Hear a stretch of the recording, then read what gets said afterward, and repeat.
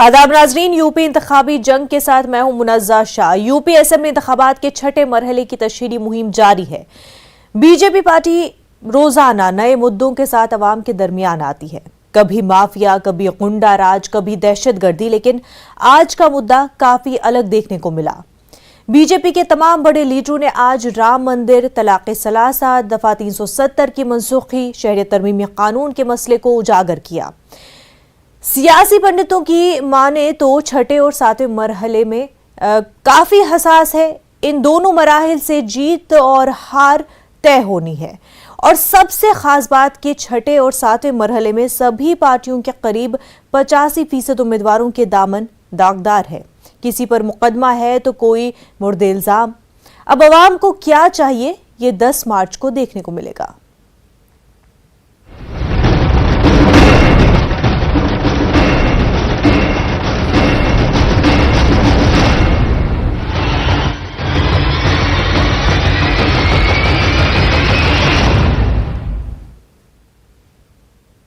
वजीर दिफा राजनाथ सिंह ने संत कबीर नगर में एक जलसे से खिताब किया और कहा कि बीजेपी ने जो भी कहा था वो पूरा करके दिखाया है।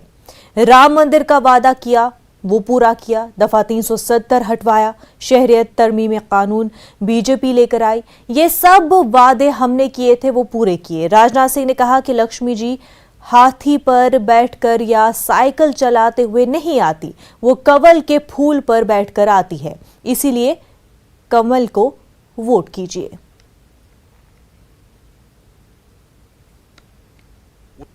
और यह यकीन दिलाने के लिए आया कि बहनों भाइयों, भरोसा रखिएगा। हमारे यहां व्यक्ति गड़बड़ हो सकता है, लेकिन पार्टी हमारी कभी गड़बड़ नहीं हो सकती है।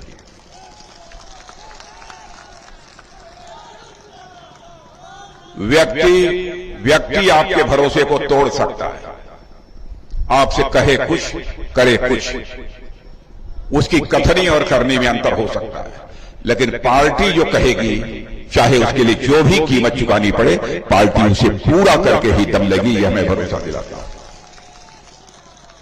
इसलिए मैं विश्वास के साथ कह सकता हूं, हमारी भारतीय जनता पार्टी किसी भी सूरत में आपके भरोसे को, आपके विश्वास को तोड़ेगी नहीं। मैं आपको याद दिलाना चाहता हूं, जब हम लोग भारतीय जनसंघ के रूप में काम करते थे 1951 में, डॉक्टर श्यामा प्रसाद मुखर्जी हमारे अध्यक्ष हुआ करते थे। उस समय हम लोगों ने कहा था, जिस दिन हमको भारत की संसद में बहुमत मिल जाएगा, जम्मू कश्मीर, जिसे धारा 370 के अंतर्गत विशेषाधिकार प्राप्त है, उस धारा 370 को हम चुटकी बजाकर समाप्त करेंगे और जम्मू कश्मीर का भी वही दर्जा होगा जो हिंदुस्तान के अन्य राज्यों का दर्जा होगा। जो कहा था करके दिखाया। नागरिकता कानून बनाने की बात हम लोगों ने कही थी। काश इस देश का विभाजन ही धर्म के आधार पर न हुआ होता, भारत और पाकिस्तान न बने होते, लेकिन बन गया। मैंने प्रधानमंत्री जी से बात की और एक कानून बनाया, नागरिकता देने का कानून। बहनों भाइयों, लोकसभा में पारित हुआ था, राज्यसभा में उस समय पारित नहीं हो पाया। फिर हमारे बाद जिन्होंने गृह मंत्रालय की जिम्मेदारी संभाली, अमित जी ने, उन्होंने इसको लोकसभा और राज्यसभा दोनों में पेश करके इसको पास कराया। कई ऐसी बातें कहा था हम लोगों ने 1984 में, लोग विश्वास नहीं करते थे, कहते थे भाजपा वाले वोट की राजनीति कर रहे हैं। कहा था ना, भाजपा की सरकार दिल्ली में बनाइए, अयोध्या की धरती पर भव्य राम का मंदिर बनकर रहेगा। बहनों भाइयों, बन गया। याद दिलाना चाहता हूं, मुझे याद है बहुत पहले जब मैं सभाओं में जाया करता था, एक भाषण में दिया करता था, मैं कहता था, लक्ष्मी जी जब घर में आती हैं तो लक्ष्मी जी कभी भी हाथी पर बैठकर घर में नहीं आती। मैं यह भी कहता था कि लक्ष्मी जी घर में जब आती हैं तो बहनों भाइयों साइकिल चलाते हुए नहीं आती। कल्याण सिंह जी उस समय कहते थे, राजनाथ जी क्या भाषण करते थे? तो मैंने कहा नहीं, यह हो कर रहे। कहें यार बहुत दूर की बात है। तो मैंने कहा ना, लक्ष्मी जी हाथी पर बैठकर घर में आती हैं, न साइकिल चलाते हुए घर में आती हैं, न लक्ष्मी जी हाथ हिलाते हुए हेलो हाय बोलते हुए घर में आती हैं। लक्ष्मी जी घर में आती हैं तो कमल के फूल पर ही बैठकर लक्ष्मी जी घर में आती। कुशीनगर में बीजेपी सदर जेपी नड्डा ने अवामी जलसे से खिताब किया और कहा कि जिस तरह 2019 में अवाम ने पीएम मोदी को चुना और पीएम मोदी ने दफा 370, 3 तलाक और राम मंदिर जैसे मामलों को हल किया और लोगों के एतकाद पर खरे उतरे हैं, उसी तरह 2022 में अवाम योगी जी को दोबारा सीएम मुंतखब करने जा रही है और सीएम भी पीएम मोदी के नक्शे कदम पर चलकर इन तमाम कामों को अंजाम देगी जो दूसरी सरकारें करते हुए डरती हैं। आपने जब मोदी जी को प्रधानमंत्री बनाया तो मोदी जी ने लोकसभा में 6 तारीख 2019 में जो मांग आपकी बहुत पुरानी थी, धारा 370 समाप्त करो, उस धारा 370 को मोदी जी ने धाराशाही कर दिया। और जो हम नारा लगाते थे, एक देश में 2 निशान, 2 विधान, 2 प्रधान नहीं चलेंगे, इसको साकार कर दिया मोदी जी की इच्छा शक्ति और अमित शाह की रणनीति ने धारा 370 को धाराशाही कर दिया। तो ये आपके वोट की ताकत है। आप बताइए, हम कहते थे कि नहीं, हम रामलला हम आएंगे और मंदिर वहीं बनाएंगे, कहते थे नहीं कहते थे? और सदियों से कह रहे थे, सदियों से हमारे पूर्वज भी इसी बात को कहते थे। और ये बात सच्ची है कि नहीं है कि समाजवादी पार्टी के सरकार ने राम भक्तों पर गोली चलाई थी कि नहीं चलाई थी? आज ये अखिलेश जी मंदिर में जाकर के बजरंगबली के सामने घंटी बजा रहे हैं। अब पछतावत हो क्या, जब चिड़िया चुप गई खेल, अब क्या मिलेगा? अब जितनी घंटी बजानी बजाओ, अब तो 3 तारीख को 10 तारीख को घंटी बजेगी और आपकी बजेगी बात। लेकिन मित्रों, याद रखो कि कौन, आप बताइए, आज मोदी जी प्रधानमंत्री बने तो भव्य राम मंदिर बन रहा है कि नहीं बन रहा है? बन रहा है कि नहीं बन रहा? और काशी विश्वनाथ का जीर्णोद्धार हो गया कि नहीं हो गया? गंगा घाट से सीधे स्नान करके बाबा विश्वनाथ के दर्शन होते हैं कि नहीं होते? ये अंतर आता है जब आपकी उंगली सही जगह पर दबती है तो सही फैसला होता है। आप गलत जगह दब जाए तो उजाला अंधेरे में बदल जाता है। इसको भी हमको याद रखना। वहीं सीएम योगी ने बलरामपुर में अवामी जलसे से खिताब किया और अवाम से कई वादे किए। उन्होंने कहा कि अगर बीजेपी की सरकार आती है तो हम तलबा के लिए खसूसी पैकेज देंगे, साथ ही मुफ्त में अनाज, कन्यादान और खवातीन को मुफ्त में सफ़र करने की सहूलत फराहम करेंगे। सीएम योगी ने समाजवादी सरकार पर निशाना साधते हुए कहा कि ये लोग कब्रिस्तान के बाउंड्री वॉल कराने को तरक्की समझते हैं, लेकिन बीजेपी रियासत की तरक्की चाहती है। पढ़ाई पर कन्या सुमंगला योजना, अभी इस योजना में 15,000 रुपए मिलते हैं। इस योजना में अब 25,000 रुपए देने का एक प्रस्ताव है।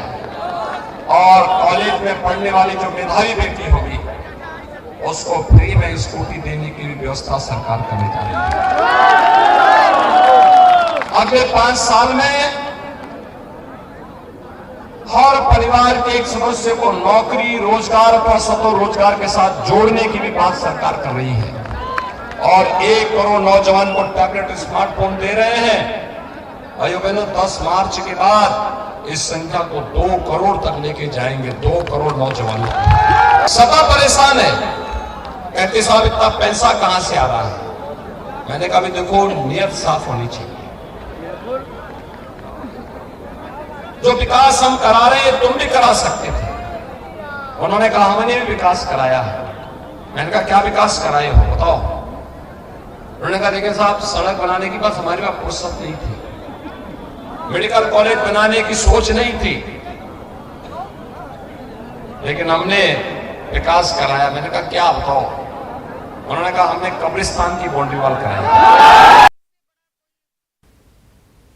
अखिलेश यादव ने बस्ती में अवामी जलसे से खिताब किया और पीएम और सीएम योगी पर निशाना साधा।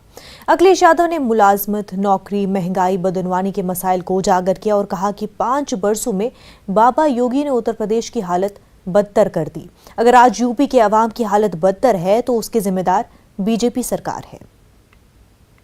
ये 6वें चरण का चुनाव होने जा रहा है। अभी तक जो चुनाव हुए हैं आपको जानकारी मिल गई होगी।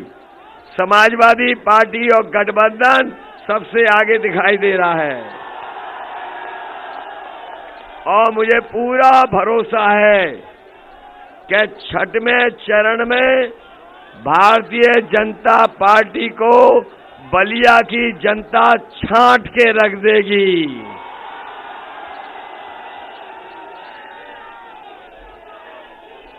बलिया के हमारे किसान भाइयों, यहाँ पर मजदूर भाई हैं, बड़ी संख्या में हमें नौजवान साथी दिखाई दे रहे हैं, हमारी माताएं बहनें भी हैं। बताओ, पिछले 5 साल से ये डबल इंजन की सरकार झूठ बोल रही है कि नहीं बोल रही है?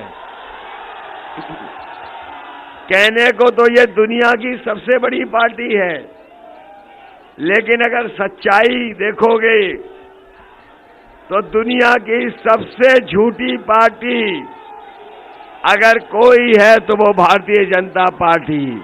बताओ, किसी की भी आय दोगुनी हो गई हो तो बता दो। जब किसानों को खाद चाहिए थी, ये सरकार खाद नहीं दे पाई। डीएपी चाहिए थी, डीएपी नहीं दे पाए। और जब खाद मिल भी गई तो बताओ, खाद की बोरी से चोरी हो गई क्या नहीं हो गई? अभी तो 5 किलो की चोरी हुई है। अगर इन्हें मौका मिल गया तो ये 10 किलो की चोरी कर लेंगे। बताओ, डीजल महंगा हो गया कि नहीं हो गया? पेट्रोल महंगा हो गया कि नहीं हो गया? और याद कीजिए, ये वही लोग हैं जो कहते थे कि हवाई चप्पल पहनने वाला हवाई जहाज में चलेगा। याद है कि नहीं याद है? और जैसे ही सरकार में आए तो हवाई जहाज बेच दिए। हवाई जहाज जहां खड़े होते हैं वो हवाई अड्डा बेच दिया। पानी के जहाज बेच दिए। पानी के जहाज जहां खड़े होते हैं वो बंदरगाह बेच दिया। रेलवे विभाग की रेलगाड़ी बेच दी। रेलवे स्टेशन बेच दिए। बताओ, बेच दिया कि नहीं बेच दिया? और इसलिए बेच दिया क्योंकि आपने पुरानी कहावत सुनी होगी, न रहेगा बांस जब सब बिक जाएगा तो फिर नौजवानों को नौकरी देने की जरूरत ही नहीं पड़ेगी। बताओ, नौकरी कहाँ है? ये बाबा मुख्यमंत्री 5 साल से उत्तर प्रदेश को बर्बाद कर रहे थे। कह रहे थे कि वो 24 घंटा काम करते हैं। अगर 24 घंटा काम कर रहे होते तो क्या सरकार के 11 लाख पद खाली होते? मिर्जापुर में अवामी जलसे से खिताब करते हुए बीएसपी सुप्रीमो मायावती ने कहा कि इस मर्तबा समाजवादी पार्टी और बीजेपी की हार यकीनी है। लोगों का एतमाद बहुजन समाज पार्टी पर है। इन लोगों के बहकावे में आने की जरूरत नहीं है। सपा और बीजेपी का जरूर सफाया हो जाएगा और या बहुजन समाज पार्टी ही नंबर 1 की पार्टी बनकर उभरेगी और आप लोग अपनी सरकार इस बार जरूर बनाएंगे। लेकिन आप लोगों को वोट पड़ने तक यहाँ किस्म किस्म की अफवाहें फैलाई जाएंगी, उससे आप लोगों को सावधान रहना है। मैंने बार बार आप लोगों को कहा है कि बहुजन समाज पार्टी अकेले अपने बलबूते पर चुनाव लड़ रही है। कौन जीत रहा है कौन हार रहा है हमें उससे कुछ लेना देना नहीं है। हमें तो बीएसपी के उम्मीदवारों को जिताना है। इस ओर केवल आप लोगों का ध्यान रहना चाहिए। आप लोगों को अफवाहों के चक्कर में नहीं पड़ना है। आप लोगों को एक एक सीट को, अपनी मिर्जापुर मंडल की एक एक सीट को आप लोगों को जिताना है। आप लोगों को एक एक सीट को जिताना है। और मुझे पूरा भरोसा है कि जिस तरीके से आप लोग बड़ी तादाद में यहाँ इकट्ठा हुए हैं, तो मिर्जापुर मंडल की आप सभी सीटों को भारी वोटों के अंतर से जरूर जिताएंगे। अपने नुमाइंदों को कामयाब बनाएंगे। आप लोग जरूर कामयाब बनाएंगे। उत्तर प्रदेश के छठे मरहले के लिए वोटिंग का अमल 3 मार्च को होगा। यूपी के 10 अजला में 57 सीटों पर कुल 676 उम्मीदवार मैदान में हैं और उन सभी उम्मीदवारों में करीब 85% उम्मीदवारों पर ढेर सारे मुकदमे दर्ज हैं। समाजवादी पार्टी के 48 में से 40 की छवि बेहतर नहीं बताई जा रही है। बीजेपी के 44% उम्मीदवारों पर मुतादिद इल्जामात के तहत मुकदमे दर्ज हैं। कांग्रेस के 56 में से 22 उम्मीदवार, बीएसपी के 57 में से 22 पर, आम आदमी पार्टी के 51 में से 7 पर कई मुकदमे दर्ज हैं। यूपी के 10 अजला में से अम्बेडनगर, बलरामपुर, सिद्धार्थनगर, बस्ती, संत कबीर नगर, महाराजगंज, गोरखपुर, कुशीनगर, देवरिया और बलिया शामिल है। यहां सियासी पार्टियों के ज्यादातर लीडरान पर किसी न किसी मामले में मुलविस होने का इल्जाम है। ऐसे में छठे मरहले का इंतखाब काफी अहम होने जा रहा है और यहां सभी अजला में सियासी गर्मी बढ़ने की उम्मीद है। यही वजह है कि इल्जाम दर इल्जाम की सियासत जारी है। पार्टियां खुद को मासूम और दूसरों को माफिया, गुंडा, डकैत, दहशतगर्द बताने में कोई कसर नहीं छोड़ रही हैं। ऐसे में हकीकत में कौन क्या है और कौन सी पार्टी कितनी सच्ची है, अवाम को तय करना है। 10 मार्च को काउंटिंग के बाद ये पर्दा भी उठ जाएगा। इलाहाबाद में 5वें मरहले का चुनाव मुकम्मल होने के बाद समाजवादी पार्टी ने ईवीएम स्ट्रांग रूमों की सिक्योरिटी पर अपनी गहरी तशवीश का इजहार किया है। समाजवादी पार्टी के जिला सदर योगेश यादव ने स्ट्रांग रूम में सरकारी अफसरान की गैर जरूरी आमदोरफ्त पर संगीन सवाल उठाए हैं। ईवीएम स्ट्रांग रूमों की सिक्योरिटी को लेकर समाजवादी पार्टी ने इलाहाबाद के डीएम को एक मेमोरेंडम पेश किया है। मेमोरेंडम में मुतालबा किया गया कि 10 मार्च को होने वाली काउंटिंग में सबसे पहले पोस्टल वोटों की गिनती की जाए। समाजवादी पार्टी ने इलेक्शन कमीशन से यह भी मुतालबा किया है कि स्ट्रांग रूम के बाहर सपा कारकुनान को निगरानी की इजाजत दी जाए। जैसे कि सर्वप्रथम तो 10 मार्च को जो मतगणना होगी उसमें सर्वप्रथम पोस्टल मतों की गणना पूर्ण हो जाए।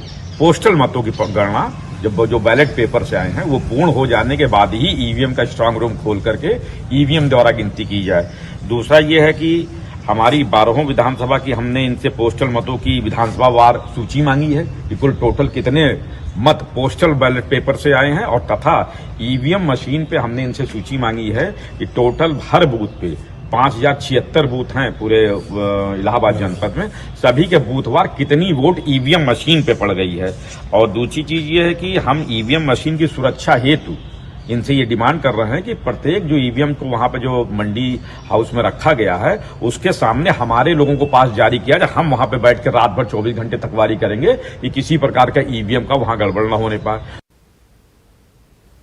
5वें मरहले के इंतखाबात के बाद अब सिर्फ 2 मरहले बाकी है। अब तक हो चुके इंतखाबात के बाद ईवीएम की हिफाजत का मसला संगीन होता जा रहा है। कहीं इंतजामिया की नाकामी सामने आ रही है तो कहीं इंतजामिया मामले की लेपापोती करने में जुटी हुई है। मुरादाबाद से रुकने पार्लियामेंट एसटी हसन ने ईवीएम में गड़बड़ी का मसला उठाया है और गैर समाजी अनासर के जरिए एक पार्टी के लिए काम करने का इल्जाम आयद किया है। साथ ही एसटी हसन ने वजीर दाखिला अमित शाह के बयान की तनकीद भी की है। पे तो इत्मीनान जो है सो है, लेकिन इस तरह की घटनाएं हुई हैं कि ईवीएम में तक में कोई गड़बड़ी की गई है और लॉक रूम खोले गए हैं। पिछली बार पार्लियामेंट के चुनाव में रात के 3 बजे बदायूं का लॉक रूम क्यों खोला गया था कि तोता अंदर आ गया था? कौन लोग हैं इस तरह की घटना बन? ये सब बदमाश लोग हैं। मैं इनको पॉलिटिशियन भी नहीं समझता। जो ऐसे अनफेयर मीन्स से जीतना चाहते हैं वो पॉलिटिशियन नहीं है। देखिए अभी आपने देखा ईवीएम एक साहब खोल रहे थे, आपने सोशल मीडिया पे भी देखा। उन्हें ये राइट नहीं है, बहाने बना रहे थे हम इसकी बैटरी निकाल रहे हैं। बैटरी तो उस वक्त निकाल ली जाती है जब ईवीएम को सील करा जाता है। वो क्यों खोली जा रही थी? ईवीएम में और क्या हो सकता है ये रिमोट से कंट्रोल तो नहीं हो रही। इस बात का हमने इस बात को पार्लियामेंट में भी उठाया था कि जब मोस्ट सोफिस्टिकेटेड सिस्टम पेंटागन अगर हैक हो सकता है तो ईवीएम की तो तुम्हारे मोबाइल की तो कोई हैसियत ही नहीं है। ये तो कभी भी हैक हो जाएगा।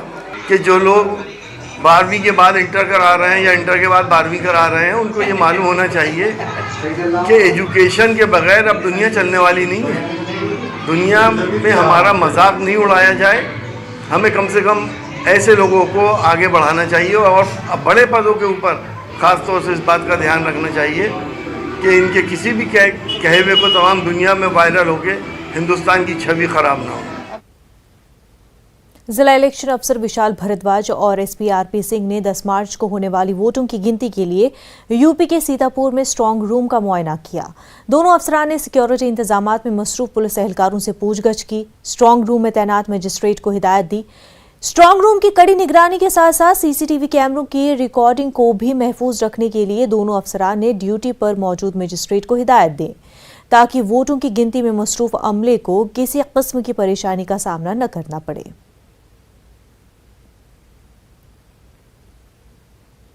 उत्तर प्रदेश में असेंबली इंतखाबात अपने उरूज पर है। अगले 2 मरहलों में न सिर्फ समाजवादी पार्टी बीजेपी के दरमियान जबरदस्त टक्कर होने वाली है, बल्कि योगी मोदी की साख भी दांव पर लगेगी।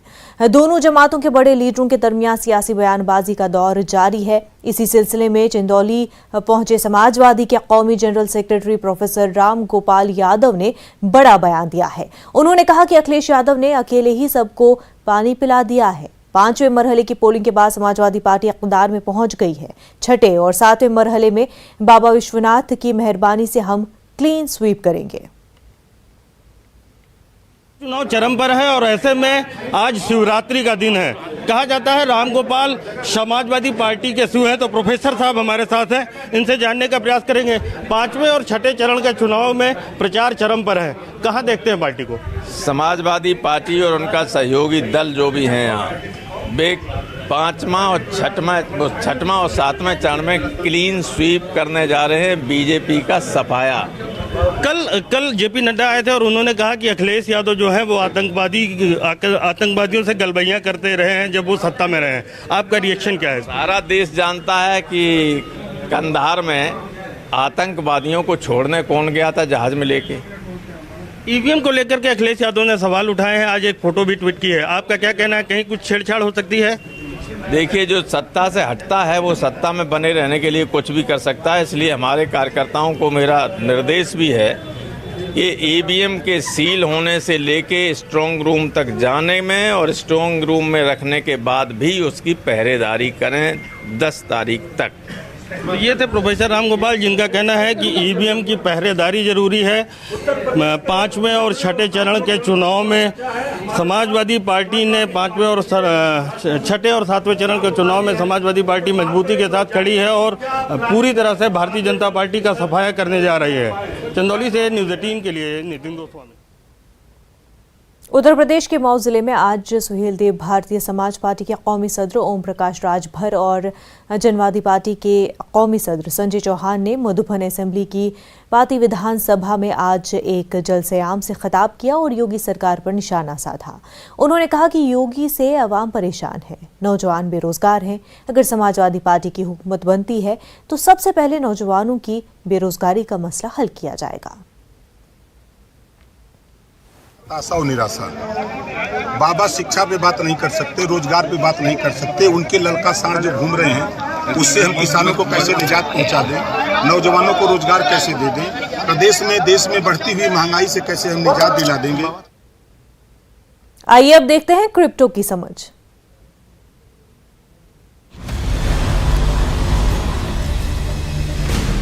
ज़ेड-पे and news 18 network present crypto की समझ। क्रिप्टो की समझ के नए एपिसोड में आप सबका स्वागत है। मैं हूं आपके साथ शिप्रा झा। अगर आप भी क्रिप्टो करेंसी में निवेश का सोच रहे हैं तो आपका पहला कदम होना चाहिए DYOR, यानी डू योर ओन रिसर्च। किसी भी निवेशक के लिए जरूरी है कि वो निवेश के वित्तीय जोखिम को समझे, उस प्लेटफॉर्म के बारे में जाने और फिर सोच समझकर इन्वेस्ट करें। इन्वेस्ट करने से पहले खुद से ये सवाल पूछें, क्रिप्टो करेंसी कैसे डेवलप हुई और भविष्य में विकास की क्या योजनाएं हैं? क्या ये क्रिप्टो करेंसी सही में डिसेंट्रलाइज्ड है? कौन से एक्सचेंज आपकी चुनी हुई क्रिप्टो करेंसी ऑफर करती है? क्या ये किसी समस्या का समाधान करता है? टारगेट मार्केट कितना बड़ा है? एंट्री के लिए कोई कानूनी बाधाएं तो नहीं? क्रिप्टो करेंसी के ब्लॉकचेन की खासियत क्या है? संभावित खतरों को पहचानें। पोटेंशियल क्रिप्टो में इन्वेस्ट करने से पहले इन की एलिमेंट्स को भी समझना जरूरी है, जैसे कि यूटिलिटी और यूज केस, कम्युनिटी टीम जैसे developer, adviser, partner, market cap, website और white paper competition, road map और विजन, ट्रेंडिंग वॉल्यूम और liquidity, circulating supply versus total supply. इस तरह से खुद रिसर्च करके मैदान में उतरेंगे तो क्रिप्टो में बेहतर ढंग से निवेश कर पाएंगे। तो आज के लिए बस इतना ही। Good bye and take care.